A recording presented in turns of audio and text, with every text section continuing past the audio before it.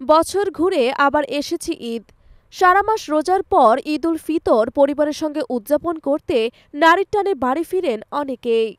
জীবনের শৈশব কৈশোর যেখানে কেটেছে সেই আপনজনের সঙ্গেই ঈদ উদযাপনের জন্য ছুটে যায় সবাই। তখন বাসা ফাঁকা পড়ে থাকে, তাই বাড়ি যাওয়ার আগে কিছু কাজ গুছিয়ে নিলেই ঈদের ছুটি কাটাতে পারবেন নিরাপদ ও নির্বিঘ্নে।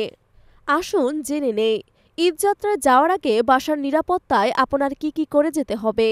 বাড়িতে যাওয়ার আগে প্রতিটি ঘর গুছিয়ে রাখুন এবং ময়লা আবর্জনা পরিষ্কার করুন।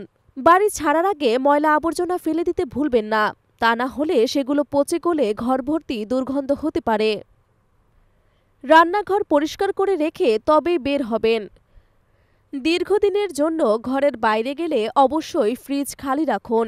ফ্রিজে যদি পচনশীল খাবার থাকে তাহলে তা ফেলে দিন, না হয় খেয়ে নিন। এছাড়া ফ্রিজ খালি করে বন্ধ করে গেলে বিদ্যুৎ বিলও বাঁচবে।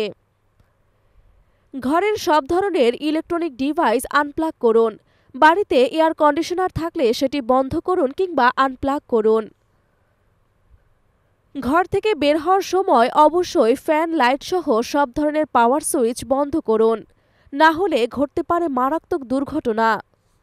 ওয়াইফাই ও কম্পিউটারের সংযোগও বন্ধ করে যান। গ্যাসের চুলা অনেক সময় ঠিকভাবে বন্ধ হয় না।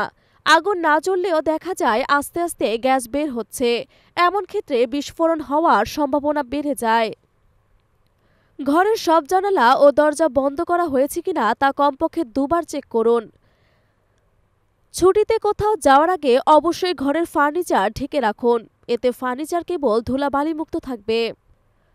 অনেকের ঘরেই নগদ অর্থসহ গয়না থাকে। এসব মূল্যবান জিনিস অবশ্যই নিরাপদ স্থানে রেখে যান। প্রয়োজনে ব্যাংকের লকারে কিংবা আত্মীয়র কাছেও রেখে দিতে পারেন। ঘর ছাড়ার আগে অবশ্যই পানির ট্যাপগুলো চেক করে নিন। কোনো খোলা থাকলে তা বন্ধ করুন ভালোভাবে।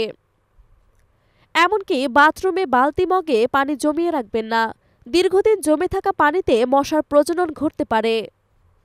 আপনার এই কয়েকটি পদক্ষেপ দীর্ঘ সময়ের ছুটিকে করবে নিশ্চিন্ত ও আনন্দময়। এই কাজগুলো করে গেলে ঘরে ফিরে আর দ্রুত পরিষ্কার পরিচ্ছন্নতা করতে ব্যস্ত হতে হবে না।